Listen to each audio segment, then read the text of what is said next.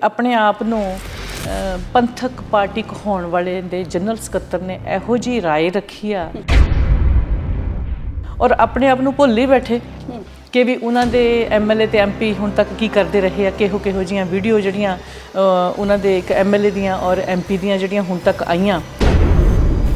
ਵੱਡਾ ਬਹੁਮਤ ਸੀ, ਵੱਡੀਆਂ ਉਮੀਦਾਂ ਸੀ, ਪਰ ਹੁਣ ਲੋਕ ਕਿਤੇ ਨਾ ਕਿਤੇ ਕਾਲੇ ਪੈਂਦੇ ਨਜ਼ਰ ਆ ਰਹੇ ਨੇ।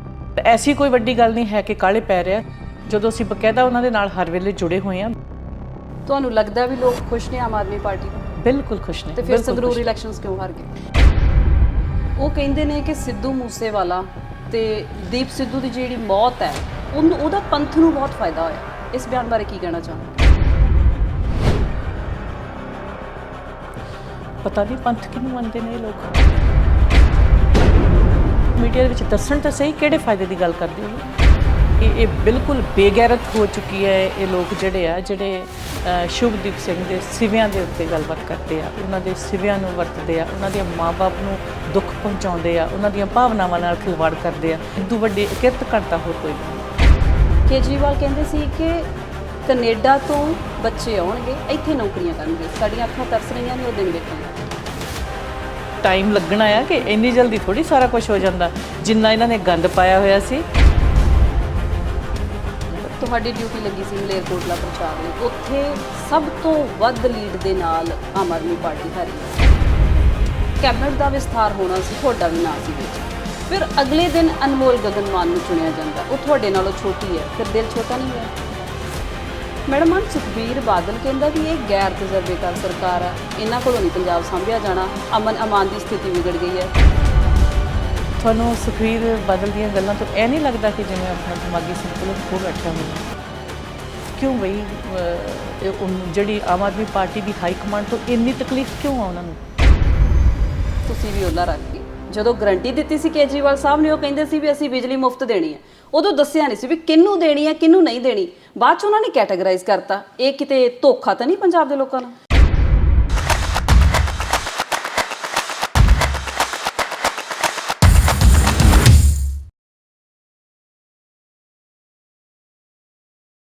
ਆਮ ਆਦਮੀ ਪਾਰਟੀ ਬੈਕਫੁੱਟ ਤੇ ਜਾ ਰਹੀ ਹੈ। ਕੀ ਨੇ ਉਹਦੇ ਫਿਊਚਰ ਪਲਾਨਸ? ਮੱਤੇਵਾੜਾ ਜੰਗਲਾਂ ਦੇ ਪ੍ਰੋਜੈਕਟ ਨੂੰ ਲੈ ਕੇ ਪਹਿਲਾਂ ਵਿਰੋਧ ਕਰ ਰਹੇ ਸੀ ਤੇ ਹੁਣ ਉਸੇ ਪ੍ਰੋਜੈਕਟ ਨੂੰ ਅੱਗੇ ਵਧਾ ਰਹੇ ਨੇ। ਕੀ ਗੱਲ, ਆਮ ਆਦਮੀ ਪਾਰਟੀ ਦੀ ਸਰਕਾਰ ਨੂੰ ਆਪਣੇ ਹੀ ਸ਼ਬਦ ਚਿੱਥਣੇ ਕਿਉਂ ਪੈ ਗਏ?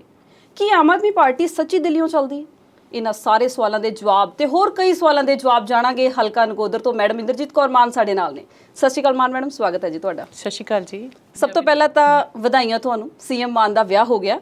ਤੁਹਾਨੂੰ ਵੀ ਉਦੋਂ ਹੀ ਪਤਾ ਲੱਗਿਆ ਜਦੋਂ ਸਾਨੂੰ ਲੱਗਾ, ਕਿ ਜਾਂ ਤੁਹਾਨੂੰ ਵੀ ਐਂ ਲੱਗਾ ਵੀ ਹੈ ਸੱਚੀ ਹੋ ਗਿਆ ਕਿ ਆਭਾਸ ਸੀ ਥੋੜਾ ਬਹੁਤ ਪਹਿਲਾਂ? ਸਭ ਤੋਂ ਪਹਿਲਾਂ ਧੰਨਵਾਦ ਤੁਹਾਡਾ ਬਹੁਤ-ਬਹੁਤ। ਪੰਜਾਬੀ ਨੈਸ਼ਨਲ ਟੀਵੀ ਦੇ ਸਰੋਤਾਵਾਂ ਨੂੰ ਬਹੁਤ-ਬਹੁਤ ਧੰਨਵਾਦ ਔਰ ਤੁਹਾਡੀਆਂ ਵਧਾਈਆਂ ਕਬੂਲ ਕਰਦੇ ਹਾਂ ਜੀ। ਸਾਡੇ ਸੀਐਮ ਸਾਹਿਬ ਦਾ ਵਿਆਹ ਹੋ ਗਿਆ ਔਰ ਇਹ ਅਚਾਨਕ ਔਰ ਬਹੁਤ ਸਾਦਾ ਢੰਗ ਨਾਲ ਜਿਹੜਾ ਵਿਆਹ ਉਹ ਹੋਇਆ। ਜਿਵੇਂ ਤੁਹਾਨੂੰ ਪਤਾ ਲੱਗਿਆ ਐਵੇਂ ਸਾਨੂੰ ਵੀ ਪਤਾ ਲੱਗਿਆ ਜੀ। ਅੱਛਾ, ਸਾਡੇ ਨਾਲ ਹੀ ਲੱਗਾ। ਪਹਿਲਾਂ ਥੋੜੀ ਬਹੁਤੀ ਭਿਣਕ ਵੀ ਨਹੀਂ ਲੱਗੀ? ਚਲੋ ਉਹ ਤਾਂ ਹੁਣ ਪਰਿਵਾਰਕ ਮਸਲਾ ਜੀ। ਵਿਰੋਧੀਆਂ ਨੇ ਇਸ ਚੀਜ਼ ਦਾ ਵਿਰੋਧ ਕੀਤਾ, ਕਹਿੰਦੇ ਵੀ ਦੋ ਨਿਆਣੇ ਸੀ ਵੱਡੇ, ਕੀ ਲੋੜ ਸੀ ਵਿਆਹ ਕਰਾਉਣ ਦੀ। ਤੇ ਕੋਈ ਕਹਿੰਦਾ ਫਿਰ ਕੀ ਹੋ ਗਿਆ ਜੇ ਕਰਾ ਲਿਆ, ਤੇ ਜੋ ਵੀ ਕੀਤਾ ਜਨਤਕ ਕੀਤਾ, ਲੋਕਾਂ ਵਾਂਗੂ ਚੋਰੀ ਛਿਪੇ ਤਾਂ ਨਹੀਂ ਕੀਤਾ। ਤੁਹਾਡੀ ਨਿੱਜੀ ਰਾਏ ਕੀ ਹੈ? ਮੇਰੀ ਨਿੱਜੀ ਰਾਏ ਹੈ ਕਿ ਇਹ ਇੱਕ ਨਿੱਜੀ ਫੈਸਲਾ ਹਰ ਇਨਸਾਨ ਦਾ, ਚਾਹੇ ਉਹ ਸੀਐਮ ਹੋਵੇ ਜਾਂ ਰਾਸ਼ਟਰਪਤੀ ਹੋਵੇ ਜਾਂ ਇੱਕ ਘਰੇਲੂ ਕੋਈ ਆਮ ਇਨਸਾਨ ਹੋਵੇ। ਇਹ ਸਭ ਦਾ ਇੱਕ ਨਿੱਜੀ ਫੈਸਲਾ ਔਰ ਇਹਦੀ ਨਿੱਜਤਾ ਨੂੰ ਇੱਦਾਂ ਨਹੀਂ ਉਛਾਲਣਾ ਚਾਹੀਦਾ। ਔਰ ਸਹੀ ਗਲਤ ਪੰਜਾਬ ਦੇ ਸੀਐਮ ਨੇ, ਅਸੀਂ ਉਹਨਾਂ ਨੂੰ ਦੱਸਣ ਵਾਲੇ ਕੌਣ ਹੁੰਦੇ ਆ? ਉਹ ਪੰਜਾਬ ਦੀ ਰਹਿਨੁਮਾਈ ਕਰ ਰਹੇ ਨੇ ਔਰ ਜੋ ਉਹਨਾਂ ਨੇ ਫੈਸਲਾ ਕੀਤਾ ਬਿਲਕੁਲ ਠੀਕ ਕੀਤਾ ਜੀ, ਹੋਣਾ ਚਾਹੀਦਾ। ਦਲਜੀਤ ਸਿੰਘ ਚੀਮਾ ਕਹਿੰਦੇ ਸੀ ਠੋਕੋ ਤਾਲੀ, ਪਹਿਲਾਂ ਵਧਾਈਆਂ ਦਿੰਦੇ ਸੀ ਫਿਰ ਤੰਜ ਕੱਸਦੇ ਸੀ। ਟਵੀਟ ਕੀਤਾ ਸੀ ਉਹਨਾਂ ਨੇ। ਬਿਲਕੁਲ ਉਸ ਟਵੀਟ ਦਾ ਬੜਾ ਮੈਂ ਉਹਦੇ ਤੇ ਕਹਿ ਲਓ ਕਿ ਵੀ ਡਿਸਅਪੁਆਇੰਟ ਹੋਈ ਹਾਂ ਕਿ ਆਪਣੇ ਆਪ ਨੂੰ ਪੰਥਕ ਪਾਰਟੀ ਕਹਾਉਣ ਵਾਲੇ ਦੇ ਜਨਰਲ ਸਕੱਤਰ ਨੇ ਇਹੋ ਜੀ ਰਾਏ ਰੱਖੀ ਆ ਸਰਦਾਰ ਭਗਵੰਤ ਸਿੰਘ ਜੀ ਮਾਨ ਦੇ ਵਿਆਹ ਦੇ ਉੱਤੇ ਕਿ ਇੱਕ ਸ਼ੁਭ ਆਨੰਦ ਕਾਰਜ ਜਿਹੜਾ ਗੁਰਮਰਿਆਦਾ ਅਨੁਸਾਰ ਹੋਇਆ ਹੋਵੇ ਔਰ ਉਹਦੇ ਤੇ ਇਹੋ ਜਿਹਾ ਤੰਜ਼, ਔਰ ਆਪਣੇ ਆਪ ਨੂੰ ਭੁੱਲ ਹੀ ਬੈਠੇ ਕਿ ਵੀ ਉਹਨਾਂ ਦੇ ਐਮਐਲਏ ਤੇ ਐਮਪੀ ਹੁਣ ਤੱਕ ਕੀ ਕਰਦੇ ਰਹੇ ਆ, ਕਿਹੋ ਜੀਆਂ ਵੀਡੀਓ ਜਿਹੜੀਆਂ ਉਹਨਾਂ ਦੇ ਇੱਕ ਐਮਐਲਏ ਦੀਆਂ ਔਰ ਐਮਪੀ ਦੀਆਂ ਜਿਹੜੀਆਂ ਹੁਣ ਤੱਕ ਆਈਆਂ, ਕਿ ਉਹਨਾਂ ਨੂੰ ਸਭ ਕੁਝ ਭੁੱਲ ਕੇ ਔਰ ਇੱਕ ਗੁਰਮਰਿਆਦਾ ਨਾਲ ਹੋਏ ਵਿਆਹ ਦੇ ਉੱਤੇ ਤੰਜ਼ ਉਹਨਾਂ ਦਾ ਇਹ ਬਣਦਾ ਸੀ। ਜਦੋਂ ਅਸੀਂ ਇਲੈਕਸ਼ਨਸ ਤੋਂ ਪਹਿਲਾਂ ਲੋਕਾਂ 'ਚ ਜਾਂਦੇ ਸੀ ਤੇ ਲੋਕ ਕਹਿੰਦੇ ਸੀ ਸਾਨੂੰ ਬਦਲਾਅ ਚਾਹੀਦਾ, ਲੋਕ ਬੜੇ ਤੰਗ ਆ ਚੁੱਕੇ ਸੀ ਰਵਾਇਤੀ ਪਾਰਟੀਆਂ ਤੋਂ। ਫਿਰ ਲੋਕਾਂ ਨੇ ਬਦਲਾਅ ਲਿਆਂਦਾ, ਵੱਡੇ ਬਹੁਮਤ ਦੇ ਨਾਲ ਸਰਕਾਰ ਲਿਆਂਦੀ। ਵੱਡਾ ਬਹੁਮਤ ਸੀ, ਵੱਡੀਆਂ ਉਮੀਦਾਂ ਸੀ, ਪਰ ਹੁਣ ਲੋਕ ਕਿਤੇ ਨਾ ਕਿਤੇ ਕਾਲੇ ਪੈਂਦੇ ਨਜ਼ਰ ਆ ਰਹੇ ਨੇ, ਹਤਾਸ਼ ਨਜ਼ਰ ਆ ਰਹੇ ਨੇ। ਇਦਾਂ ਕਿਉਂ? ਮੈਡਮ ਬਿਲਕੁਲ ਇਹ ਤੁਹਾਡੀ ਗੱਲ ਠੀਕ ਹੈ ਕਿ ਬਈ ਲੋਕ ਬਦਲਾਅ ਚਾਹੁੰਦੇ ਸੀ ਔਰ ਉਸ ਬਦਲਾਅ ਦੇ ਤਹਿਤ ਜਿਹੜੀ ਆਮ ਆਦਮੀ ਪਾਰਟੀ ਉਹ ਪੰਜਾਬ ਦੇ ਵਿੱਚ ਆਪਣੀ ਸਰਕਾਰ ਬਣਾ ਸਕੀ ਵੱਡੇ ਮੈਂਡੇਟ ਦੇ ਨਾਲ। ਬਿਲਕੁਲ ਐਸੀ ਕੋਈ ਵੱਡੀ ਗੱਲ ਨਹੀਂ ਹੈ ਕਿ ਕਾਲੇ ਪੈ ਰਿਹਾ, ਸਿਰਫ ਤੇ ਸਿਰਫ ਉਹਨਾਂ ਦੇ ਨਾਲ ਰਾਬਤਾ ਜਦੋਂ ਅਸੀਂ ਬਕਾਇਦਾ ਉਹਨਾਂ ਦੇ ਨਾਲ ਹਰ ਵੇਲੇ ਜੁੜੇ ਹੋਏ ਹਾਂ, ਬਿਲਕੁਲ ਕਾਲੇ ਨਹੀਂ ਪੈ ਰਹੇ। ਇੱਥੋਂ ਤੱਕ ਕਿ ਪਿੰਡਾਂ ਦੀਆਂ ਔਰਤਾਂ ਤੱਕ ਇਸ ਚੀਜ਼ ਨੂੰ ਸਮਝਦੀਆਂ ਜਿਹੜੀਆਂ ਬਿਲਕੁਲ ਘਰੇਲੂ ਨੇ ਕਿ ਇੰਨੀ ਜਲਦੀ ਕੁਝ ਨਹੀਂ ਹੋ ਸਕਦਾ ਹੁੰਦਾ, ਕਿ ਸਰਕਾਰ ਨੂੰ ਸਮਾਂ ਦੇਣਾ ਚਾਹੀਦਾ, ਕਿਉਂਕਿ ਉਹਨਾਂ ਨੂੰ ਦਿਸ ਰਿਹਾ ਕਿ ਪਹਿਲੇ ਦਿਨ ਤੋਂ ਪੰਜਾਬ ਸਰਕਾਰ ਆਪਣੇ ਐਲਾਨ ਵੀ ਕਰ ਰਹੀ ਆ, ਆਪਣੇ ਪ੍ਰੋਗਰਾਮ ਐਲਾਨ ਕੇ ਉਹਨਾਂ ਦੇ ਉੱਤੇ ਪਹਿਰਾ ਵੀ ਦੇ ਰਹੀ ਆ। ਬਹੁਤ ਸਾਰੇ ਐਸੇ ਕੰਮ ਜਿਹੜੇ ਹੁਣ ਤੱਕ ਕਦੀ ਕਿਸੇ ਸਰਕਾਰ ਨੇ ਜਿਹੜੇ 4.5 ਸਾਲਾਂ ਤੱਕ ਨਹੀਂ ਸੀ ਕਰ ਸਕੇ, ਉਹਨਾਂ ਨੇ 3 ਮਹੀਨਿਆਂ ਦੇ ਵਿੱਚ ਕਰਕੇ ਦਿਖਾਏ ਆ। ਔਰ ਪੰਜਾਬ ਦੀਆਂ ਆਸਾਂ ਉਮੀਦਾਂ ਤੇ ਪੂਰੇ ਉਤਰਾਂਗੇ। ਪੰਜਾਬ ਨੂੰ ਇਸ ਗੱਲ ਦਾ ਪੂਰਾ ਭਰੋਸਾ। ਤੁਹਾਨੂੰ ਲੱਗਦਾ ਵੀ ਲੋਕ ਖੁਸ਼ ਨੇ ਆਮ ਆਦਮੀ ਪਾਰਟੀ ਤੋਂ? ਬਿਲਕੁਲ ਖੁਸ਼ ਨੇ। ਤੇ ਫਿਰ ਸੰਗਰੂਰ ਇਲੈਕਸ਼ਨਸ ਕਿਉਂ ਹਾਰ ਗਏ? ਕਈ ਕਾਰਨ ਸੰਗਰੂਰ ਇਲੈਕਸ਼ਨ ਦੇ ਰਹੇ ਆ। ਸਭ ਤੋਂ ਵੱਡੀ ਗੱਲ ਜਿਹੜੀ ਆ ਉਹ ਮੈਂ ਸਰਦਾਰ ਸਿਮਰਜੀਤ ਸਿੰਘ ਮਾਨ ਦੇ ਬਾਰੇ 'ਚ ਕਹਿਣਾ ਚਾਹੁੰਦੀ ਹਾਂ ਕਿ ਪਿਛਲੇ ਦਿਨਾਂ 'ਚ ਤੁਸੀਂ ਉਹਨਾਂ ਦਾ ਇੱਕ ਬਿਆਨ ਸੁਣਿਆ ਹੋਣਾ ਕਿ ਉਹਨਾਂ ਨੂੰ ਸਿੱਧੂ ਮੂਸੇਵਾਲਾ ਤੇ ਦੀਪ ਸਿੱਧੂ ਦੀ ਮੌਤ ਦਾ ਫਾਇਦਾ ਬਹੁਤ ਮਿਲਿਆ ਇਲੈਕਸ਼ਨ ਦੇ ਵਿੱਚ। ਔਰ ਤੁਸੀਂ ਸੋਚੋ, ਇਸ ਉਮਰ ਦਾ ਇਨਸਾਨ ਜਿਹਨੇ ਆਪਣੇ ਪੁੱਤ ਪੋਤੇ ਹੰਡਾਏ ਨੇ, ਜਿਹਨੇ ਆਪਣੇ ਪੁੱਤ ਪੋਤੇ ਕੋਲ ਵੀ ਨਹੀਂ ਰੱਖੇ ਹੋਏ, ਆਪਣੇ ਬਾਹਰਲੇ ਮੁਲਕਾਂ ਦੇ ਵਿੱਚ ਉਹਨਾਂ ਦੇ ਰਹਿੰਦੇ ਆ, ਔਰ ਉਹਨਾਂ ਨੇ ਇਹੋ ਜਿਹਾ ਬਿਆਨ ਦਿੱਤਾ, ਲੋਕਾਂ ਦੀਆਂ ਭਾਵਨਾਵਾਂ ਨੂੰ ਭੜਕਾਇਆ। ਅਕਾਲੀ ਦਲ ਤੇ ਕਾਂਗਰਸ ਨੇ ਇਕੱਠੇ ਹੋ ਕੇ ਆਪਣੀਆਂ ਜ਼ਮਾਨਤਾਂ ਦੀ ਪਰਵਾਹ ਨਾ ਕਰਦਿਆਂ ਹੋਇਆ ਇਕੱਠੇ ਹੋ ਕੇ ਆਮ ਆਦਮੀ ਪਾਰਟੀ ਦੇ ਖਿਲਾਫ ਮੋਰਚਾ ਖੋਲ੍ਹਿਆ। ਪੰਜਾਬ ਦੇ ਲੋਕ ਬਹੁਤ ਜਜ਼ਬਾਤੀ ਨੇ ਔਰ ਉਹ ਆਪਣਾ ਜਿਨ੍ਹਾਂ ਨੂੰ ਆਈਡਲ ਮੰਨਦੇ ਨੇ, ਸਿੱਧੂ ਮੂਸੇਵਾਲਾ ਦੁਨੀਆ ਦਾ ਸਟਾਰ ਜੀ, ਪੰਜਾਬ ਦਾ ਉਹ ਐਸਾ ਇੱਕ ਸਟਾਰ ਜਿਹੜਾ ਅਸੀਂ ਗਵਾਇਆ, ਜਿਹੋ ਜੀ ਉਹਨਾਂ ਦੀ ਲਿਖਤ ਇਸ ਉਮਰ ਦੇ ਵਿੱਚ 27-28 ਸਾਲ ਦੀ ਉਮਰ ਦੇ ਵਿੱਚ, ਆਉਣ ਵਾਲੇ ਸਮੇਂ ਦੇ ਵਿੱਚ ਅਸੀਂ ਇੱਕ ਕ੍ਰਾਂਤੀਕਾਰੀ ਰਾਈਟਰ ਜਿਹੜਾ ਸਾਡੇ ਹੱਥੋਂ ਚਲਾ ਗਿਆ। ਔਰ ਸਰਦਾਰ ਸਿਮਰਜੀਤ ਸਿੰਘ ਮਾਨ ਨੇ ਉਹਨਾਂ ਨੂੰ ਇਸ ਆਪਣੀ ਸਿਰਫ ਇਲੈਕਸ਼ਨ ਦੀ ਜਿੱਤ ਜਿਹੜੀ ਉਹਨਾਂ ਦੀ ਉਹਦੇ ਨਾਲ ਉਹਦਾ ਵਾਹ ਵਾਸਤਾ ਰੱਖਿਆ। ਮੈਨੂੰ ਇਸ ਗੱਲ ਦਾ ਦੁੱਖ ਵੀ ਬੜਾ। ਔਰ ਉਹਨਾਂ ਦੀ ਸੋਚ ਜਿਹੜੀ ਆ, ਜਿਹਨੂੰ ਅਸੀਂ ਦੁਨੀਆ ਮੰਨਦੀ ਕਿ ਸ਼ਾਇਦ ਉਹ ਪੰਥ ਵਾਸਤੇ ਖੜੇ ਨੇ, ਇਹ ਉਹਨਾਂ ਦੀ ਸੋਚ ਸੀ। ਉਹ ਕਹਿੰਦੇ ਨੇ ਕਿ ਸਿੱਧੂ ਮੂਸੇਵਾਲਾ ਤੇ ਦੀਪ ਸਿੱਧੂ ਦੀ ਜਿਹੜੀ ਮੌਤ ਹੈ ਉਹਦਾ ਪੰਥ ਨੂੰ ਬਹੁਤ ਫਾਇਦਾ ਹੋਇਆ। ਇਸ ਬਿਆਨ ਬਾਰੇ ਕੀ ਕਹਿਣਾ ਚਾਹੋਗੇ? ਪਤਾ ਨਹੀਂ ਪੰਥ ਕਿਹਨੂੰ ਮੰਨਦੇ ਨੇ ਇਹ ਲੋਕ। ਮੈਨੂੰ ਤਾਂ ਇਸੇ ਗੱਲ ਦੀ ਹੈਰਾਨੀ ਆ, ਅੱਜ ਤੱਕ ਅਕਾਲੀ ਦਲ ਕਹੀ ਜਾਂਦਾ ਕਿ ਮੈਂ ਪੰਥਕ ਹਾਂ, ਔਰ ਜਿੰਨਾ ਪੰਥ ਦਾ ਨੁਕਸਾਨ ਅਕਾਲੀ ਦਲ ਨੇ ਕਰ ਦਿੱਤਾ ਪਿਛਲੇ ਸਮਿਆਂ ਦੇ ਵਿੱਚ ਕੋਈ ਹੋਰ ਨਹੀਂ ਕਰ ਸਕਦਾ। ਸਰਦਾਰ ਸਿਮਰਜੀਤ ਸਿੰਘ ਮਾਨ ਪੰਥ ਨੂੰ ਕਿਵੇਂ ਕਹਿੰਦੇ ਆ ਕਿ ਪੰਥ ਨੂੰ ਬਹੁਤ ਫਾਇਦਾ ਹੋਇਆ? ਕਿਹੜਾ ਫਾਇਦਾ ਹੋਇਆ? ਕੋਈ ਆ ਕੇ ਸਾਹਮਣੇ ਲੋਕਾਂ ਦੇ ਵਿੱਚ ਜਾਂ ਮੀਡੀਆ ਦੇ ਵਿੱਚ ਦੱਸਣ ਤਾਂ ਸਹੀ ਕਿਹੜੇ ਫਾਇਦੇ ਦੀ ਗੱਲ ਕਰਦੇ ਹੋ, ਫਿਰ ਆਪਾਂ ਗੱਲ ਕਰਾਂਗੇ ਉਹਦੇ ਤੇ। ਸਿੱਧੂ ਮੂਸੇਵਾਲਾ ਦਾ ਜਿਸ ਦਿਨ ਭੋਗ ਪੈਂਦਾ ਹੈ, ਉਹਨਾਂ ਦੇ ਪਿਤਾ ਜੀ ਬਹੁਤ ਭਾਵੁਕ ਹੋ ਕੇ ਸਟੇਜ ਤੇ ਕਹਿੰਦੇ ਨੇ ਕਿ ਸਾਨੂੰ ਸਰਕਾਰ ਨੂੰ ਸਮਾਂ ਦੇਣਾ ਚਾਹੀਦਾ, ਮੈਂ ਇਹਨਾਂ ਨੂੰ ਸਮਾਂ ਦੇਣਾ ਆ ਤੇ ਉਮੀਦ ਕਰਦਾ ਹਾਂ ਕਿ ਸਰਕਾਰ ਸਾਨੂੰ ਇਨਸਾਫ ਦੇਵੇਗੀ। ਪਰ ਜੇ ਕੱਲ ਦੇ ਬਿਆਨ ਦੀ ਗੱਲ ਕਰੀਏ, 40 ਦਿਨ ਹੋ ਗਏ ਮੌਤ ਨੂੰ, ਤੇ ਉਹ ਕਹਿੰਦੇ ਨੇ ਕਿ ਜਿਹੜੇ ਦੋਸ਼ੀ ਨੇ ਉਹ ਸ਼ਰੇਆਮ ਘੁੰਮ ਰਹੇ ਨੇ ਤੇ ਫ੍ਰੀ ਦੀਆਂ ਸਹੂਲਤਾਂ ਦੇ ਮਗਰ ਨਾ ਲੱਗਿਓ ਲੋਕੋ। ਉਹਨਾਂ ਦਾ ਇਸ਼ਾਰਾ ਕਿਤੇ ਨਾ ਕਿਤੇ ਉਹ ਸਰਕਾਰ ਤੋਂ ਅਸੰਤੁਸ਼ਟ ਨਜ਼ਰ ਆ ਰਹੇ ਨੇ। ਦੇਖੋ, ਉਹ ਇੱਕ ਬਾਪ ਆ, ਜਿੰਨਾ ਦੁੱਖ ਔਰ ਜੋ ਉਹ ਚੱਲ ਰਹੇ ਆ, ਜਿਹੜੇ ਉਹਨਾਂ ਦੇ ਜਜ਼ਬਾਤ ਨੇ, ਆਪਾਂ ਤੁਸੀਂ ਜਾਂ ਅਸੀਂ ਜਾਂ ਦੁਨੀਆ ਬਿਲਕੁਲ ਉਹਨਾਂ ਦਾ ਅੰਦਾਜ਼ਾ ਨਹੀਂ ਲਾ ਸਕਦੀ ਕਿ ਉਹ ਕਿਸ ਸਥਿਤੀ ਦੇ ਵਿੱਚੋਂ ਵਿਚਰ ਰਹੇ ਆ। ਉਹਨਾਂ ਦਾ ਜਿਹੜਾ ਕੋਈ ਵੀ ਬਿਆਨ ਆ, ਉਹਨਾਂ ਦਾ ਦੁੱਖ ਘੱਟ ਨਹੀਂ ਕਰ ਸਕਦਾ ਉਹ ਜੋ ਵੀ ਹੋ ਰਿਹਾ। ਉਹਨਾਂ ਦੇ ਹਾਲਾਤ ਵੱਖਰੇ ਨੇ, ਉਹ ਇਹ ਗੱਲ ਕਹਿ ਵੀ ਸਕਦੇ ਆ, ਉਹ ਕੁਝ ਵੀ ਸਮਝ ਵੀ ਸਕਦੇ ਆ। ਔਰ ਇੰਨੇ ਛੋਟੇ ਟਾਈਮ ਦੇ ਵਿੱਚ ਤੁਸੀਂ ਦੇਖੋ ਕਿੰਨਾ ਇਸ ਵੇਲੇ ਇੱਕ ਕਿਸਮ ਦੀ ਹਨੇਰੀ ਆਈ ਹੋਈ ਆ ਕਿ ਗੈਂਗਸਟਰਾਂ ਦੇ ਖਿਲਾਫ ਜਿਹੋ ਜਿਹੀ ਮੁਹਿੰਮ ਚੱਲੀ ਆ, ਸ਼ੂਟਰ ਵੀ ਫੜੇ ਗਏ ਆ। ਸਰਕਾਰ ਬਹੁਤ ਸੰਜੀਦਗੀ ਦੇ ਨਾਲ ਇਸ ਕੇਸ ਨੂੰ ਲੈ ਰਹੀ ਆ ਔਰ ਇਸ ਕੇਸ ਦੇ ਨਾਲ ਜਿਵੇਂ ਕਿ ਸ਼ੁਭਦੀਪ ਦੀ ਮਾਤਾ ਜੀ ਨੇ ਵੀ ਇਹ ਕਿਹਾ ਸੀ ਕਿ ਬਾਕੀਆਂ ਨੂੰ ਬਚਾ ਲਓ, ਕਿਤੇ ਨਾ ਕਿਤੇ ਉਹਨਾਂ ਦੇ ਕਹਿਣ ਅਨੁਸਾਰ ਜਾਂ ਉਹਨਾਂ ਦੀਆਂ ਭਾਵਨਾਵਾਂ ਦੇ ਅਨੁਸਾਰ ਪੰਜਾਬ ਸਰਕਾਰ ਲੱਗੀ ਹੋਈ ਆ ਕਿ ਬਾਕੀਆਂ ਦੇ ਪੁੱਤ ਵੀ ਬਚਾਏ ਜਾ ਸਕਣ, ਸ਼ੁਭਦੀਪ ਨੂੰ ਇਨਸਾਫ ਦੇਣ ਦੇ ਨਾਲ ਜੀ। ਜਦੋਂ ਸ਼ੁਭਦੀਪ ਦੀ ਮੌਤ ਹੁੰਦੀ ਹੈ ਤੇ ਜਿਹੜੀ ਕਾਂਗਰਸ ਹੈ ਉਹਨੇ ਉਸ ਨੌਜਵਾਨ ਦੇ ਸਿਵਿਆਂ ਤੇ ਬਹੁਤ ਰਾਜਨੀਤੀ ਕੀਤੀ ਹੈ। ਰਾਜਾ ਵੜਿੰਗ ਕਹਿ ਲਓ, ਭਾਵੇਂ ਸੁਖਜਿੰਦਰ ਸਿੰਘ ਰੰਧਾਵਾ ਕਹਿ ਲਓ, ਉਹ ਅੱਜ ਵੀ ਵੇਟ ਕਰਦੇ ਨੇ ਕਿ ਕਦੋਂ ਸ਼ੁਭਦੀਪ ਦਾ ਪਰਿਵਾਰ ਕੁਝ ਬੋਲੇ ਤੇ ਅਸੀਂ ਦੁਬਾਰਾ ਉਹਦੇ ਸਿਵੇ ਜਿਹੜੇ ਉਹ ਸੇਕੀਏ, ਆਪਣੀਆਂ ਸਿਆਸੀ ਰੋਟੀਆਂ ਉਹਦੇ ਸਿਵਿਆਂ ਤੇ ਸੇਕੀਏ। ਹੁਣ ਫਿਰ ਸੁਖਜਿੰਦਰ ਸਿੰਘ ਰੰਧਾਵਾ ਇੱਕ ਵਾਰੀ ਸਰਕਾਰ ਨੂੰ ਘੇਰ ਰਹੇ ਨੇ। ਉਹ ਕਹਿੰਦੇ ਜਿਹੜੀ ਜਾਂਚ ਹੋ ਰਹੀ ਹੈ ਨਾ, ਇਹ ਤੋਂ ਮੈਂ ਸੰਤੁਸ਼ਟ ਨਹੀਂ ਹਾਂ, ਸਰਕਾਰ ਕੁਝ ਨਹੀਂ ਕਰ ਰਹੀ। ਕੀ ਵਿਰੋਧੀਆਂ ਕੋਲ ਹੋਰ ਕੁਝ ਹੈ ਨਹੀਂ ਤੁਹਾਨੂੰ ਭੰਡਣ ਲਈ? ਬਿਲਕੁਲ ਗੱਲ ਤੁਹਾਡੀ ਬਿਲਕੁਲ ਠੀਕ ਹੈ ਕਿ ਵਿਰੋਧੀਆਂ ਕੋਲ ਕੁਝ ਨਹੀਂ ਹੈ ਕਹਿਣ ਲਈ, ਕੁਝ ਨਹੀਂ ਹੈ ਕਰਨ ਲਈ ਸਿਵਾਏ ਭੰਡਣ ਤੋਂ। ਔਰ ਇਹ ਬਿਲਕੁਲ ਬੇਗੈਰਤ ਹੋ ਚੁੱਕੀ ਹੈ। ਇਹ ਲੋਕ ਜਿਹੜੇ ਸ਼ੁਭਦੀਪ ਸਿੰਘ ਦੇ ਸਿਵਿਆਂ ਦੇ ਉੱਤੇ ਗੱਲਬਾਤ ਕਰਦੇ ਆ, ਉਹਨਾਂ ਦੇ ਸਿਵਿਆਂ ਨੂੰ ਵਰਤਦੇ ਆ, ਉਹਨਾਂ ਦੇ ਮਾਂ-ਬਾਪ ਨੂੰ ਦੁੱਖ ਪਹੁੰਚਾਉਂਦੇ ਆ, ਉਹਨਾਂ ਦੀਆਂ ਭਾਵਨਾਵਾਂ ਨਾਲ ਖਿਲਵਾੜ ਕਰਦੇ ਆ। ਇਦੋਂ ਵੱਡੀ ਕਿਰਤ ਘਣਤਾ ਹੋਰ ਕੋਈ ਨਹੀਂ ਹੈ। ਜਦੋਂ ਵੋਟਾਂ ਹੋਣੀਆਂ ਸੀ ਤੇ ਕੇਜਰੀਵਾਲ ਕੌਡੀ ਫੇਰਾ ਸੀ ਉਹਨਾਂ ਦਾ ਪੰਜਾਬ 'ਚ ਆਏ ਰਹਿੰਦੇ ਸੀ, ਜਦੋਂ ਆਉਂਦੇ ਸੀ ਇੱਕ ਨਵੀਂ ਗਰੰਟੀ ਦੇ ਜਾਂਦੇ ਸੀ। ਚਲੋ ਸਰਕਾਰ 1 ਬਾਏ 1 ਉਹਨਾਂ ਗਰੰਟੀਆਂ ਨੂੰ ਪੂਰਾ ਵੀ ਕਰ ਰਹੀ ਹੈ। ਤੁਹਾਨੂੰ ਉਹ ਕਿਹੜੀਆਂ ਇਹੋ ਜਿਹੀਆਂ ਗਰੰਟੀਆਂ ਲੱਗਦੀਆਂ ਨੇ ਜਿਹੜਾ ਤੁਹਾਨੂੰ ਲੱਗਦਾ ਵੀ ਤੁਹਾਡੀ ਸਰਕਾਰ ਤੋਂ ਬਿਨਾ ਹੋਰ ਕੋਈ ਸਰਕਾਰ ਨਹੀਂ ਸੀ ਕਰ ਸਕਦੀ ਲੋਕਾਂ ਲਈ ਉਹ ਸਭ ਕੁਝ ਜੋ ਤੁਸੀਂ ਕਰ ਸਕਦੇ? ਕੋਈ 5 ਅਜਿਹੇ ਫੈਸਲੇ ਜਾਂ 5 ਅਜਿਹੇ ਗਰੰਟੀਆਂ ਜਿਹੜੀਆਂ ਆਮ ਆਦਮੀ ਪਾਰਟੀ ਤੋਂ ਬਿਨਾ ਕੋਈ ਹੋਰ ਸਰਕਾਰ ਨਹੀਂ ਸੀ ਦੇ ਸਕਦੀ? ਗਰੰਟੀਆਂ ਜਿਹੜੀਆਂ ਉਹ ਤਾਂ ਤੈਅ ਨੇ। ਐਜੂਕੇਸ਼ਨ ਦੀ ਗਰੰਟੀ ਆ, ਜੇ ਦੇ ਸਕਦੇ ਹੁੰਦੇ ਤਾਂ ਹੁਣ ਤੱਕ ਦੇ ਦਿੰਦੇ ਪੰਜਾਬ ਨੂੰ, ਇਹਨਾਂ ਕੋਲੋਂ ਨਹੀਂ ਹੋਇਆ। ਹੈਲਥ ਦੀ ਗਰੰਟੀ ਆ, ਸਾਡੇ ਫੰਡਾਮੈਂਟਲ ਰਾਈਟ ਆ, ਜੇ ਕਰ ਸਕਦੇ ਹੁੰਦੇ ਤਾਂ ਹੁਣ ਤੱਕ ਕਰ ਦਿੰਦੇ, ਇਹਨਾਂ ਕੋਲ ਨਹੀਂ ਹੋਇਆ।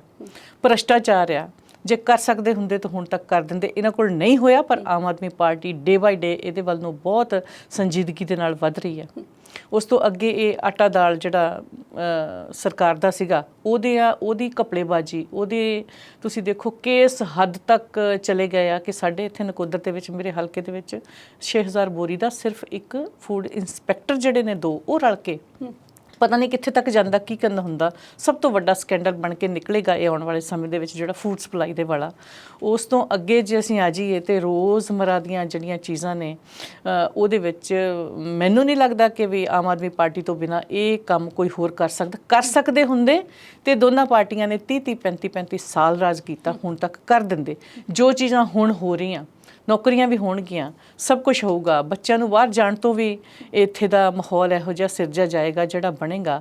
ਔਰ ਪੰਚਾਇਤੀ ਜ਼ਮੀਨਾਂ ਦੇ ਕਬਜ਼ੇ, ਤੁਸੀਂ ਕਹਿੰਦੇ ਨੌਕਰੀਆਂ ਮਿਲਣਗੀਆਂ, ਤੁਸੀਂ ਕਦੀ ਸੋਚਿਆ ਸੀ, ਕਦੀ ਕਿਸੇ ਨੇ ਸੋਚਿਆ ਸੀ ਕਿ ਲੱਖਾਂ ਏਕੜ ਜ਼ਮੀਨ ਜਿਹੜੀ ਪੰਜਾਬ ਦੀ ਆ ਉਹ ਲੋਕਾਂ ਦੇ ਕਬਜ਼ੇ ਥੱਲੇ, ਔਰ ਹਜ਼ਾਰਾਂ ਏਕੜ ਜ਼ਮੀਨ ਜਿਹੜੀ ਉਹ ਇਕੱਲੇ ਪੋਲੀਟੀਕਲ ਲੋਕ ਦੱਬ ਕੇ ਬੈਠੇ ਆ। ਕਦੀ ਕਿਸੇ ਨੇ ਸੁਪਨਾ ਲਿਆ ਸੀ ਕਿ ਇਹ ਚੀਜ਼ਾਂ ਵੀ ਪੰਜਾਬ ਦੇ ਵਿੱਚ ਜਿਹੜੀਆਂ ਉਹ ਕਿਸੇ ਨੂੰ ਪਤਾ ਲੱਗ ਸਕਣਗੀਆਂ? ਇਹ ਸਿਰਫ ਤੇ ਸਿਰਫ ਆਮ ਆਦਮੀ ਪਾਰਟੀ ਕਰ ਸਕਦੀ ਹੈ, ਕਿਉਂਕਿ ਸਾਰੇ ਹੀ ਜਿਹੜੇ ਨੇ ਪਾਕ ਸਾਫ਼ ਔਰ ਆਪਣੇ ਅੰਦਰ ਇੱਕ ਅੱਗ ਲੈ ਕੇ ਜਿਹੜੇ ਨਾ ਆਮ ਆਦਮੀ ਪਾਰਟੀ ਦੇ MLAs ਆਏ ਆ ਕਿ ਉਹਨਾਂ ਨੇ ਸਰਦਾਰ ਭਗਵੰਤ ਸਿੰਘ ਮਾਨ ਜੀ ਦੇ ਸੁਪਨੇ ਪੂਰੇ ਕਰਨੇ ਆ। ਪੰਜਾਬ 'ਚ ਸਭ ਤੋਂ ਵੱਡੀ ਸਮੱਸਿਆ ਆ ਬੇਰੁਜ਼ਗਾਰੀ। ਨੌਜਵਾਨ ਬਾਹਰ ਜਾ ਰਹੇ ਨੇ। ਕੇਜਰੀਵਾਲ ਕਹਿੰਦੇ ਸੀ ਕਿ ਕੈਨੇਡਾ ਤੋਂ ਬੱਚੇ ਆਉਣਗੇ, ਇੱਥੇ ਨੌਕਰੀਆਂ ਕਰਨਗੇ। ਸਾਡੀਆਂ ਅੱਖਾਂ ਤਰਸ ਰਹੀਆਂ ਨੇ ਉਹ ਦਿਨ ਵੇਖਣ ਲਈ। ਬਿਲਕੁਲ ਦਿਖਾਏ ਜਾਣਗੇ ਉਹ ਦਿਨ, ਕਿਉਂਕਿ ਹਜੇ ਸਮਾਂ ਬੜਾ ਥੋੜਾ ਹੋਇਆ। ਤੁਹਾਨੂੰ ਪਤਾ ਇਹ ਚੀਜ਼ਾਂ ਇੰਪਲੀਮੈਂਟ ਹੋਣ ਨੂੰ ਸਮਾਂ ਲੱਗਦਾ। ਔਰ ਜੇ ਮੇਰੇ ਵਰਗਾ ਇੱਕ ਸਧਾਰਨ MLA ਇਸ ਕੰਮ ਤੇ ਲੱਗਿਆ ਹੋਇਆ ਕਿ ਅਸੀਂ ਆਪਣੀਆਂ ਛੋਟੀਆਂ ਇੰਡਸਟਰੀਜ਼ ਜਿਹੜੀਆਂ ਉਹ ਪਿੰਡਾਂ ਤੱਕ ਲੈ ਕੇ ਜਾਣੀਆਂ, ਜੇ ਅਸੀਂ ਦਿਨ ਰਾਤ ਲੱਗੇ ਹੋਏ ਹਾਂ ਤੇ ਬਿਲਕੁਲ ਇਹ ਸੁਪਨੇ ਅਸੀਂ ਆਪਣੇ ਪੂਰੇ ਹੁੰਦੇ ਤੁਹਾਡੀਆਂ ਦੇ ਅੱਖਾਂ ਦੇ ਸਾਹਮਣੇ ਤੁਹਾਨੂੰ ਵੀ ਦਿਖਾਵਾਂਗੇ, ਖੁਦ ਵੀ ਦੇਖ ਕੇ ਖੁਸ਼ ਹੋਵਾਂਗੇ। ਤੁਸੀਂ ਇੰਟਰਵਿਊ ਦੇ ਸ਼ੁਰੂ 'ਚ ਕਿਹਾ ਕਿ ਜਿਹੜੀਆਂ ਘਰਾਂ 'ਚ ਬੈਠੀਆਂ ਸੁਆਣੀਆਂ ਨੇ ਉਹਨਾਂ ਨੂੰ ਵੀ ਪਤਾ ਹੈ ਵੀ ਐਡੀ ਛੇਤੀ 75 ਸਾਲਾਂ ਵਾਲਾ ਕੂੜਾ ਨਹੀਂ ਹੁੰਜਿਆ ਜਾਣਾ, ਸਮਾਂ ਲੱਗਣਾ। ਪਰ ਉਹ ਸੁਆਣੀਆਂ 1000 ਰੁਪਈਆ ਵੀ ਉਡੀਕ ਰਹੀਆਂ ਨੇ ਜਿਹੜਾ ਤੁਹਾਡੀ ਸਰਕਾਰ ਨੇ ਵਾਅਦਾ ਕੀਤਾ, ਔਰ ਹਰ ਵਾਰੀ ਕਹਿੰਦੀ ਟਾਈਮ ਲੱਗਣਾ। ਉਡੀਕਦੀਆਂ ਜ਼ਰੂਰ ਨੇ, ਪਰ ਨਾਲ ਦੀ ਨਾਲ ਸਾਨੂੰ ਹੌਸਲਾ ਵੀ ਦਿੰਦੀਆਂ ਨੇ। ਕਹਿੰਦੇ ਕੋਈ ਗੱਲ ਨਹੀਂ, ਟਾਈਮ ਲੱਗਣਾ ਆ, ਕਿ ਜਿਵੇਂ ਤੁਹਾਨੂੰ ਉਹਨਾਂ ਦੀ ਭਾਸ਼ਾ 'ਚ ਦੱਸਦੀ ਹਾਂ ਕਿ ਟਾਈਮ ਲੱਗਣਾ ਆ, ਕਿ ਇੰਨੀ ਜਲਦੀ ਥੋੜ੍ਹੀ ਸਾਰਾ ਕੁਝ ਹੋ ਜਾਂਦਾ। ਜਿੰਨਾ ਇਹਨਾਂ ਨੇ ਗੰਦ ਪਾਇਆ ਹੋਇਆ ਸੀ, ਕੋਈ ਗੱਲ ਨਹੀਂ, ਸਾਨੂੰ 1000 ਰੁਪਇਆ ਮਿਲ ਜੂਗਾ, ਤੁਸੀਂ ਕੰਮ ਕਰੋ। ਇਹੋ ਜਿਹੇ ਹੌਸਲੇ ਸਾਨੂੰ ਪਿੰਡਾਂ 'ਚ ਆਉਂਦੇ। ਤੁਸੀਂ ਕਰੋ ਕੰਮ ਆਪਣਾ ਇਮਾਨਦਾਰੀ ਨਾਲ, ਆ ਜੂਗਾ ਸਾਨੂੰ 1000 ਰੁਪਇਆ। ਇਹ ਬਜ਼ੁਰਗ ਔਰਤਾਂ, ਵੱਡੀਆਂ ਉਮਰ ਦੀਆਂ ਜਿਹੜੀਆਂ, ਉਹ ਵੀ ਮਤਲਬ ਇੱਦਾਂ ਨਹੀਂ ਹੈਗੀਆਂ। ਮੈਂ ਮਲੇਰਕੋਟਲਾ ਦੇ ਵਿੱਚ ਮੈਂ ਕਰਕੇ ਆਈ ਜਿਮਨੀ ਚੋਣ ਦੀ ਕੰਪੇਨ, ਉੱਥੇ ਵੀ ਬਜ਼ੁਰਗ ਔਰਤਾਂ ਇਹੀ ਪਿੰਡਾਂ ਦੇ ਵਿੱਚੋਂ ਆ ਰਿਹਾ ਕਿ ਕੋਈ ਗੱਲ ਨਹੀਂ, ਆ ਜਾਏਗਾ 1000 ਰੁਪਇਆ, ਤੁਸੀਂ ਤਕੜੇ ਹੋ ਕੇ ਕੰਮ ਕਰੋ। ਤੁਹਾਡੀ ਡਿਊਟੀ ਲੱਗੀ ਸੀ ਮਲੇਰਕੋਟਲਾ ਪ੍ਰਚਾਰ ਲਈ, ਉੱਥੇ ਸਭ ਤੋਂ ਵੱਧ ਲੀਡ ਦੇ ਨਾਲ ਆਮ ਆਦਮੀ ਪਾਰਟੀ ਹਾਰੀ ਹੈ, ਕਾਰਨ ਕੀ ਮੰਨਦੇ ਹੋ? ਉਹੀ ਜਜ਼ਬਾਤ ਜਿਹੜੇ ਭੜਕਾਉਣ ਦਾ ਕੰਮ ਜਿਹੜਾ ਉੱਥੇ ਵੱਧ ਹੋਇਆ, ਕਿਉਂਕਿ ਮੁਸਲਿਮ ਭਾਈਚਾਰਾ ਬਹੁਤ ਜ਼ਿਆਦਾ ਉੱਥੇ, ਔਰ ਮੁਸਲਿਮ ਭਾਈਚਾਰਾ ਸਿੱਖ ਧਰਮ ਦੇ ਵੀ ਬਹੁਤ ਨੇੜੇ ਆ। ਜਦੋਂ ਤੁਸੀਂ ਗਲਤ ਫਹਿਮੀਆਂ ਲੋਕਾਂ ਦੇ ਵਿੱਚ ਪੈਦਾ ਕਰੋਗੇ, ਉਹਨਾਂ ਨੂੰ ਗਲਤ ਆਸ਼ਾਵਾਂ ਜਗਾਓਗੇ, ਤੇ ਇਹੋ ਜਿਹਾ ਕੁਛ ਨਾ ਕੁਛ ਸਾਹਮਣੇ ਆ ਹੀ ਜਾਂਦਾ। ਔਰ ਇੱਕ ਇਲੈਕਸ਼ਨ ਹੋਏ ਨੂੰ ਬੜੀ ਥੋੜ੍ਹੀ ਦੇਰ ਹੋਈ ਸੀ ਅਜੇ, ਕਿ ਉਹਦਾ ਕਹਿ ਸਕਦੇ ਹਾਂ ਕਿ ਸਾਡੇ ਦਿਲ ਦੇ ਬੜਾ ਨੇੜੇ ਸਰਦਾਰ ਭਗਵੰਤ ਸਿੰਘ ਮਾਨ ਜੀ ਦੇ ਸੰਗਰੂਰ ਹਲਕਾ, ਔਰ ਉਸੇ ਜ਼ਿਆਦਾ ਨੇੜੇ ਹੋਣ ਦਾ ਕਰਕੇ ਲੋਕਾਂ ਦੀਆਂ ਇੱਛਾਵਾਂ ਵੀ ਉਸ ਤੋਂ ਵੀ ਵੱਧ ਆ ਕਿ ਵੀ ਉਹ ਸਾਡਾ ਆ।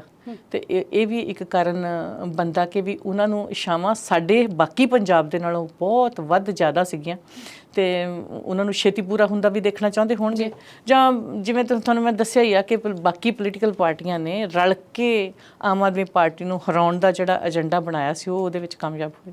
ਬਿਲਕੁਲ, ਵਿਰੋਧੀ ਫਿਰ ਇਕੱਠੇ ਹੋ ਜਾਂਦੇ ਹੁੰਦੇ। ਬਿਲਕੁਲ। ਅਸੀਂ ਕਈ ਵਾਰੀ ਨਾ ਜ਼ਿੰਦਗੀ ਦੇ ਵਿੱਚ ਸ਼ਬਦ ਆਪਣੇ ਚਿੱਥਣੇ ਪੈ ਜਾਂਦੇ। ਗੱਲ ਕਰਦੇ ਹਾਂ ਮੱਤੇਵਾੜਾ ਜੰਗਲਾਂ ਦੀ। 2300 ਏਕੜ ਦੇ ਵਿੱਚ ਫੈਲਿਆ ਹੋਇਆ ਮੱਤੇਵਾੜਾ ਜੰਗਲ। ਪਹਿਲਾਂ ਆਮ ਆਦਮੀ ਪਾਰਟੀ ਦੇ ਭਗਵੰਤ ਸਿੰਘ ਮਾਨ, ਕੁਲਤਾਰ ਸਿੰਘ ਸੰਧਵਾ, ਹਰਪਾਲ ਸਿੰਘ ਚੀਮਾ ਵਿਰੋਧ ਕਰਦੇ ਸੀ ਵੀ ਅਸੀਂ ਇਹ ਪ੍ਰੋਜੈਕਟ ਪਾਸ ਨਹੀਂ ਹੋਣ ਦੇਣਾ। ਉਦੋਂ ਇਹ ਵਿਰੋਧੀ ਸੀ। ਹੁਣ ਸੱਤਾ ਦੇ ਵਿੱਚ ਆ ਗਏ ਨੇ, ਹੁਣ ਉਸੇ ਪ੍ਰੋਜੈਕਟ ਨੂੰ ਅੱਗੇ ਲੈ ਕੇ ਜਾ ਰਹੇ ਨੇ। ਭਗਵੰਤ ਸਿੰਘ ਮਾਨ ਨੇ ਵਿਧਾਨ ਸਭਾ 'ਚ ਕਿਹਾ ਕਿ 957 ਏਕੜ ਜ਼ਮੀਨ ਐਕਵਾਇਰ ਕਰ ਲਈ ਹੈ ਤੇ ਜਿਹੜੀ ਰਹਿ ਗਈ ਉਹ ਵੀ ਕਰਨੀ ਹੈ। ਕੀ ਇਹ ਬਦਲਾਅ ਆ? ਦੇਖੋ, ਇਹ ਪ੍ਰੋਜੈਕਟ ਜਿਹੜਾ ਇਹਨੂੰ ਮੇਰਾ ਖਿਆਲ ਹੈ ਤੇ ਕਿ ਹਾਲ ਦੀ ਘੜੀ ਅਜੇ ਇਹ ਸਾਰਾ ਜਿਹੜਾ ਆ ਇਹ ਗੇਂਦ ਅਸੀਂ ਸੀਐਮ ਸਾਹਿਬ ਦੇ ਪਾਲੇ ਦੇ ਵਿੱਚ ਰਹਿਣ ਦੇਣਾ ਚਾਹੁੰਦੇ ਹਾਂ। ਉਹਨਾਂ ਦੇ ਲੈਵਲ ਦੀ ਗੱਲ ਆ। ਇਹਦੇ ਬਾਰੇ ਦੇ ਵਿੱਚ ਉਹੀ ਜਿਹੜੀ ਵੀ ਚੀਜ਼ ਉਹ ਅਨਾਉਂਸ ਕਰਨਗੇ ਉਹੀ ਕਰਨਗੇ, ਕਿਉਂਕਿ ਪ੍ਰੋਟੋਕੋਲ ਦੇ ਮੁਤਾਬਕ ਸਾਡਾ ਉਹਦੇ ਤੇ ਗੱਲ ਕਰਨਾ ਬਣਦਾ ਨਹੀਂ। ਐਕਸਪਰਟਸ ਕਹਿੰਦੇ ਨੇ ਕਿ ਜੇ ਇੱਕ ਵੀ ਰੁੱਖ ਵੱਢਿਆ ਗਿਆ ਤੇ ਚੰਗਾ ਨਹੀਂ ਹੋਊਗਾ। ਕੀ ਸਰਕਾਰ ਦੀ ਤਿਆਰੀ ਹੈਗੀ ਹੈ ਇਸ ਪ੍ਰੋਜੈਕਟ ਲਈ? ਕਿਉਂਕਿ ਨੁਕਸਾਨ ਹੀ ਨੁਕਸਾਨ ਨਜ਼ਰ ਆ ਰਹੇ ਨੇ। ਫਿਲਹਾਲ ਤਾਂ ਸਾਡੀ ਤਿਆਰੀ ਜਿਹੜੀ ਹੈ ਨਾ 100% ਜਿਹੜਾ ਪੰਜਾਬ ਦੇ ਹਰ ਜ਼ਿਲ੍ਹੇ ਦੇ ਵਿੱਚ 5 ਲੱਖ ਦਰਖਤ ਲਗਾਉਣ ਦੀ ਹੈ ਫਿਲਹਾਲ ਜਿਹੜੀ ਸਾਡੀ ਤਿਆਰੀ ਹੈ। ਔਰ ਸਾਨੂੰ ਉਹੀ ਇਨਸਟਰਕਸ਼ਨਸ ਨੇ, ਇਹੀ ਤਿਆਰੀ ਹੈ ਕਿ ਅਸੀਂ ਪੂਰੀ ਬਰਸਾਤ ਦੇ ਵਿੱਚ ਹਰ ਜ਼ਿਲ੍ਹੇ ਦੇ ਵਿੱਚ 5-5 ਲੱਖ ਦਰਖਤ ਜਿਹੜਾ ਉਹ ਲਗਾਉਣਾ। ਔਰ ਮੈਂ ਆਪਣੇ ਜ਼ਿਲ੍ਹੇ ਦੇ ਵਿੱਚ 5 ਲੱਖ ਦੀ ਬਜਾਏ ਮੈਂ 10 ਲੱਖ ਲਾਉਣ ਨੂੰ ਤਰਜੀਹ ਦੇ ਰਹੀ ਹਾਂ। ਵੱਧ ਤੋਂ ਵੱਧ ਆਪ ਇਹਦੇ ਵਾਸਤੇ ਮੈਂ ਇਹਦੀ ਲੀਡ ਕਰੂੰਗੀ ਇਸ ਪ੍ਰੋਜੈਕਟ ਨੂੰ, ਕਿ ਮੈਂ ਪਿੰਡਾਂ ਦੇ ਵਿੱਚ ਖੁਦ ਜਾ ਕੇ ਇਹਦੇ ਬਾਰੇ ਕਰੂੰਗੀ। ਔਰ ਤੁਸੀਂ ਇੱਕ ਹੋਰ ਤੁਹਾਨੂੰ ਮੈਂ ਦੱਸਦੀ ਕਿ ਸਾਡੇ ਚਿੱਟੀ ਵੇਈ ਲੰਘਦੀ ਹੈ ਇੱਥੋਂ ਦੀ, ਮੇਰੇ ਹਲਕੇ ਦੇ ਵਿੱਚ ਦੀ। ਮੈਂ ਚਿੱਟੀ ਵੇਈ ਤੇ ਸਾਈਡਾਂ ਦੇ ਉੱਤੇ ਬਹੁਤ ਸਾਰੀ ਜ਼ਮੀਨ ਹੈ ਦੂਰ ਦੂਰ ਤੱਕ ਫੈਲੀ ਹੋਈ ਹੈ, ਜਿਹਦੇ ਵਿੱਚ ਮੈਂ ਦਰਖਤ ਲਗਵਾਉਣੇ ਸਟਾਰਟ ਕੀਤੇ। ਮੇਬੀ ਮੈਂ 5 ਲੱਖ ਦਰਖਤ ਜਿਹੜਾ ਹੈ ਨਾ ਉਹ ਸਿਰਫ ਤੇ ਸਿਰਫ ਚਿੱਟੀ ਵੇਈ ਦੇ ਦੁਆਲੇ ਲਗਾ ਦੇਣਾ। ਔਰ ਜਿੰਨੀਆਂ ਵੀ ਸਾਡੇ ਨਦੀਆਂ ਨਾਲੇ ਨੇ ਸਭ ਦੇ ਦੁਆਲੇ ਲਗਾਵਾਂਗੇ। ਪਿੰਡਾਂ ਦੇ ਵਿੱਚ ਜਾਵਾਂਗੇ, ਸਾਰੇ ਪੰਜਾਬ ਨੂੰ ਹਰਿਆ ਭਰਿਆ ਕਰਨ ਦਾ ਸੁਪਨਾ ਵੀ ਅਸੀਂ 5 ਸਾਲਾਂ ਦੇ ਵਿੱਚ ਪੂਰਾ ਕਰਨਾ, ਕਿ ਜਿੰਨੀ ਵੀ ਇੱਥੇ ਹੁਣ ਤੱਕ ਰੁੱਖਾਂ ਦੀ ਘਾਟ ਰਹੀ ਆ ਉਹ ਵੀ ਪੂਰੀ ਕਰਾਂਗੇ। ਕਿਸੇ ਦੇ ਅੱਗੇ ਹੱਥ ਜੋੜਨੇ ਪੈਣਗੇ ਉਹ ਵੀ ਜੋੜਾਂਗੇ, ਤੇ ਜੇ ਕੋਈ ਕਾਰਵਾਈ ਕਰਨੀ ਪਈ ਤਾਂ ਉਹ ਵੀ ਕਰਾਂਗੇ। ਹੁਣ ਗੱਲ ਸਿਰਫ ਤੁਹਾਡੀ, ਚੋਣਾਂ ਤੋਂ ਪਹਿਲਾਂ ਤੁਹਾਡੇ ਵਿਰੋਧੀ ਤੁਹਾਡੇ ਤੇ ਨਿੱਜੀ ਹਮਲੇ ਕਰਦੇ ਸੀ, ਹੁਣ ਤੁਸੀਂ ਸੱਤਾ 'ਚ ਆ ਗਏ ਆ, ਕਦੇ ਰੜਕ ਕੱਢਣ ਨੂੰ ਜੀ ਨਹੀਂ ਕੀਤਾ? ਮੇਰੀ ਮਾਨਸਿਕਤਾ ਐਸੀ ਹੈ ਨਹੀਂ ਨਿੱਜੀ ਰੜਕਾਂ ਵਾਲੀ। ਪਰਮਾਤਮਾ ਨੇ ਉਹ ਦਿਨ ਵੀ ਦਿੱਤਾ ਕਿ ਆਮ ਆਦਮੀ ਪਾਰਟੀ ਦੀ ਟਿਕਟ ਮਿਲੀ ਆ, ਔਰ ਅੱਜ ਇਹ ਦਿਨ ਦਿਖਾਇਆ ਕਿ ਮੈਂ MLA ਮੈਨੂੰ ਬਣਾਇਆ ਉਸਨੇ। ਔਰ ਜੇ ਰੜਕਾਂ ਕੱਢਣੀਆਂ ਤੇ ਉਹ ਖੁਦ ਕੱਢੇਗਾ, ਫਿਰ ਜਿਹਦੀਆਂ ਕੱਢਣੀਆਂ ਹੋਣਗੀਆਂ। ਮੇਰਾ ਕੰਮ ਤਾਂ ਸੇਵਾ ਕਰਨਾ, ਮੈਂ ਸੇਵਾ ਕਰੂੰਗੀ। ਜਦੋਂ ਕੈਬਨਿਟ ਦਾ ਵਿਸਥਾਰ ਹੋਣਾ ਸੀ ਤੇ 1-2 ਦਿਨ ਪਹਿਲਾਂ ਅਖਬਾਰਾਂ ਵਿੱਚ ਨਾਂ ਆ ਗਏ ਸੀ, ਤੁਹਾਡਾ ਵੀ ਨਾਂ ਸੀ ਵਿੱਚ। ਫਿਰ ਅਗਲੇ ਦਿਨ ਅਨਮੋਲ ਗਗਨ ਮਾਨ ਨੂੰ ਚੁਣਿਆ ਜਾਂਦਾ, ਉਹ ਤੁਹਾਡੇ ਨਾਲੋਂ ਛੋਟੀ ਹੈ, ਫਿਰ ਦਿਲ ਛੋਟਾ ਨਹੀਂ ਹੋਇਆ?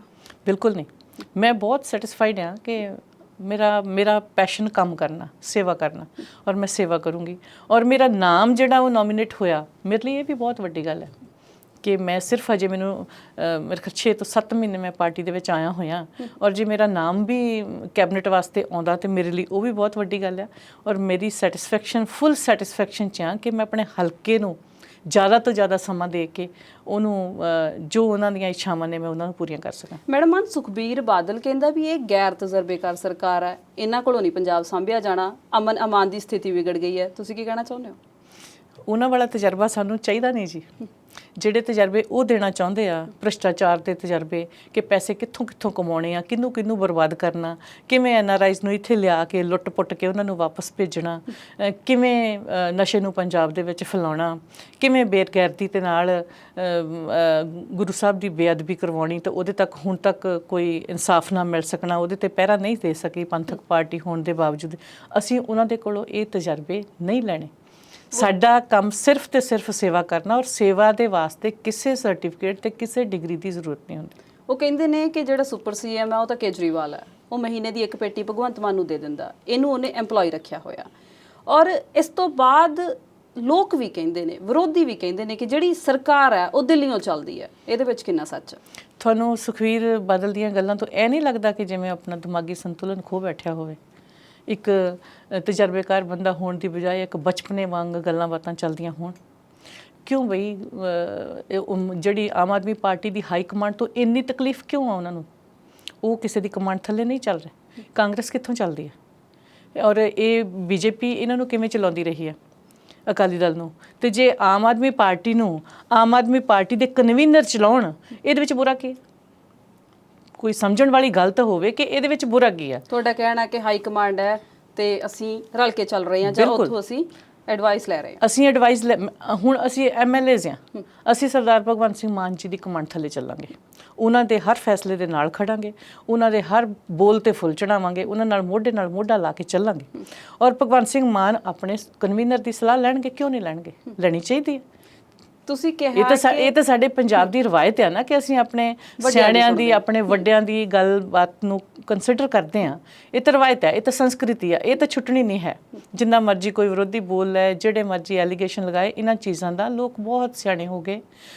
ਸਾਰੀਆਂ ਚੀਜ਼ਾਂ ਉਹਨਾਂ ਨੇ ਪਿਛਲੇ ਸਮੇਂ ਦੇ ਵਿੱਚ ਜਿੰਨਾ ਕੁ ਪੰਜਾਬ ਦੇ ਵਿੱਚ ਜੋ ਕੁਝ ਚੱਲਿਆ, ਹਰ ਇਨਸਾਨ ਇਹਨਾਂ ਸਾਰੀਆਂ ਚੀਜ਼ਾਂ ਨੂੰ ਸਮਝਦੇ ਨੇ। ਪੰਜਾਬ ਦੇ ਲੋਕ ਬੜੇ ਸਿਆਣੇ ਨੇ, ਉਹ ਇਹਨਾਂ ਚੀਜ਼ਾਂ ਤੇ ਗੌਰ ਨਹੀਂ ਕਰਦੇ। ਤੁਸੀਂ ਕਿਹਾ ਵੀ ਸੁਖਬੀਰ ਸਿੰਘ ਬਾਦਲ ਵਰਗਾ ਤਜਰਬਾ ਸਾਨੂੰ ਨਹੀਂ ਚਾਹੀਦਾ, ਵੀ ਉਹਨਾਂ ਦੇ ਰਾਜਕਾਲ ਦੇ ਵਿੱਚ ਬੇਅਦਬੀ ਦਾ ਮੁੱਦਾ ਹੋਇਆ।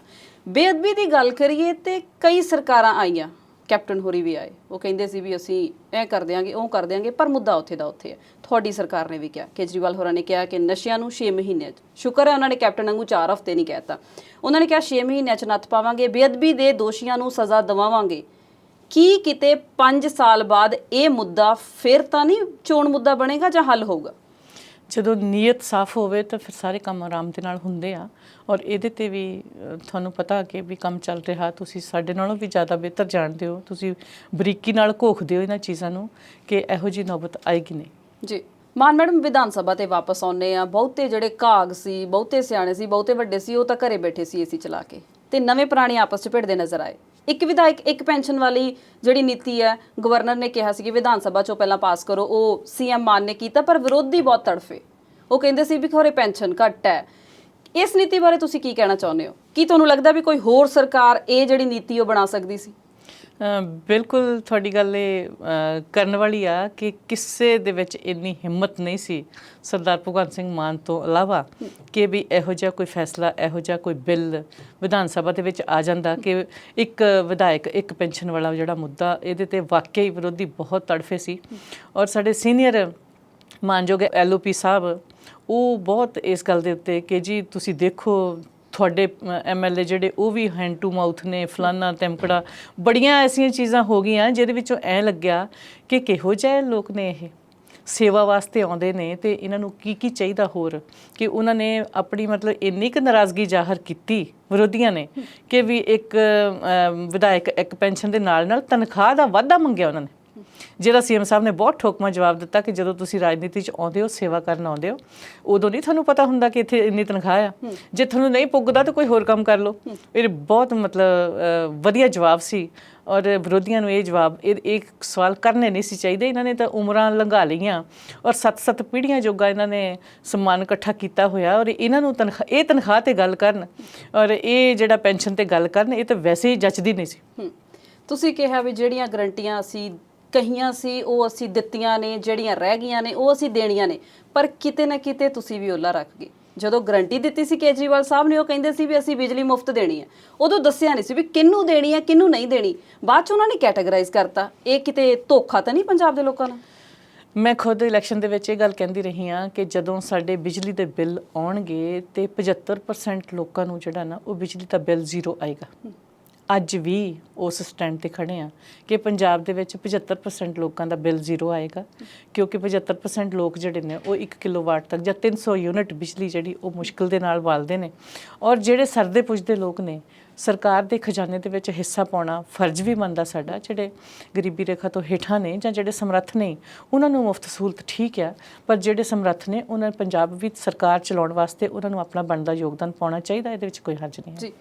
ਇਹ ਸੀਗੇ ਜੀ ਹਲਕਾ ਨਕੋਦਰ ਤੋਂ ਮੈਡਮ ਇੰਦਰਜੀਤ ਕੌਰ ਮਾਨ, ਜਿਨ੍ਹਾਂ ਨੇ ਬਹੁਤ ਅਣਸੁਲਝੇ ਸਵਾਲਾਂ ਦੇ ਅੱਜ ਤੁਹਾਨੂੰ ਜਵਾਬ ਦਿੱਤੇ ਨੇ, ਤੇ ਉਮੀਦ ਕਰਦੇ ਹਾਂ ਕਿ ਦਰਸ਼ਕਾਂ ਨੂੰ ਅੱਜ ਦਾ ਇੰਟਰਵਿਊ ਬਹੁਤ ਚੰਗਾ ਲੱਗਿਆ ਹੋਵੇਗਾ। ਸ਼ੁਕਰੀਆ ਮੈਡਮ ਮਾਨ, ਤੁਸੀਂ ਟਾਈਮ ਕੱਢਿਆ ਤੇ ਸਟੂਡੀਓ 'ਚ ਸਾਡੇ ਨਾਲ ਹਾਜ਼ਰੀ ਭਰੀ। ਬਹੁਤ ਬਹੁਤ ਸ਼ੁਕਰੀਆ ਜੀ, ਥੈਂਕ ਯੂ।